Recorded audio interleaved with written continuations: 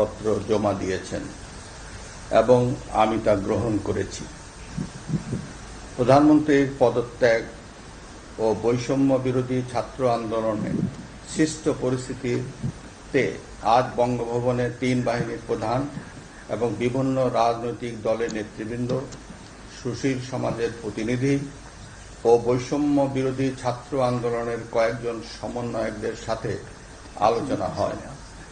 শুরুতেই সেনাপ্রধান বিরাজমান সার্বিক পরিস্থিতি ও রাজনৈতিক দলগুলোর সাথে তার আলোচনা সম্পর্কে আমাকে অবহিত করেন। রাজনৈতিক নেতৃবৃন্দও এ সময় তাদের বক্তব্য তুলে ধরেন। সভায় বৈষম্য বিরোধী ছাত্র আন্দোলনের নিহত শহীদদের স্মরণে শোক প্রস্তাব গৃহীত হয়। এছাড়া জরুরি ভিত্তিতে একটি অন্তর্বর্তীকালীন সরকার গঠনের সিদ্ধান্ত নেওয়া হয়। সকল দল ও অংশীজনদের সাথে আলোচনা করে গঠিত অন্তর্বর্তীকালীন সরকার যত দ্রুত সম্ভব নির্বাচনের ব্যবস্থা করবে। বৈষম্য বিরোধী ছাত্র আন্দোলন ও বিভিন্ন মিথ্যা মামলায় আটকসহ সকল বন্দীদের মুক্তি দেওয়া হবে। বৈষম্য বিরোধী ছাত্র আন্দোলনের নিহতদের পরিবারদের ক্ষতিপূরণ প্রদান ও আহতদের সুচিকিৎসার প্রয়োজনীয় সকল সহায়তা দেওয়া হবে। সর্বসম্মতিক্রমে বিএনপির চেয়ারপারসন বেগম খালেদা জিয়াকে মুক্তি দেওয়ার সিদ্ধান্ত নেওয়া হয়। প্রিয় দেশবাসী, আমি দেশের আইন শৃঙ্খলা পরিস্থিতি স্বাভাবিক করতে এবং লুপ্তরাজ ও ধ্বংসাত্মক কর্মকাণ্ড বন্ধ করতে রাজনৈতিক দলগুলোর প্রতি আহ্বান জানাচ্ছি। জনগণের জানমাল ও রাষ্ট্রীয় সম্পদ রক্ষায় সশস্ত্র বাহিনীকে কঠোর পদক্ষেপ নেওয়ার নির্দেশ প্রদান করছি।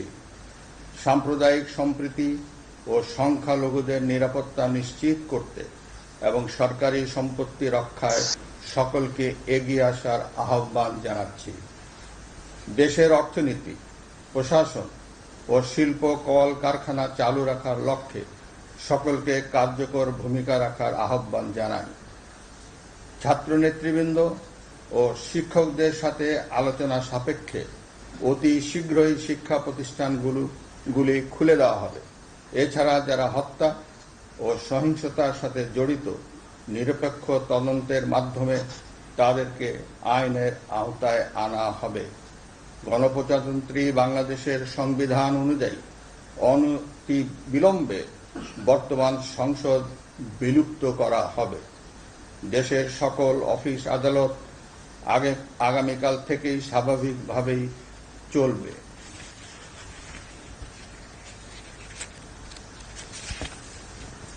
প্রিয় দেশবাসী, আসুন আমরা দেশকে বাঁচাতে একযোগে কাজ করি। পারস্পরিক হিংসা বিদ্বেষ ভুলে ও প্রতিহিংসার ঊর্ধ্বে উঠে দেশকে এগিয়ে নিতে নিজ নিজ অবস্থান থেকে ভূমিকা রাখার জন্য আমি বিনয়ের সাথে আপনাদের প্রতি অনুরোধ করছি। একটি সুন্দর ও সোনালী ভবিষ্যতের প্রত্যাশায় আমরা এগিয়ে যাব ইনশাআল্লাহ। মহান আল্লাহ আমাদের সহায় হন। খোদা হাফেজ। বাংলাদেশ চিরজীবী হোক।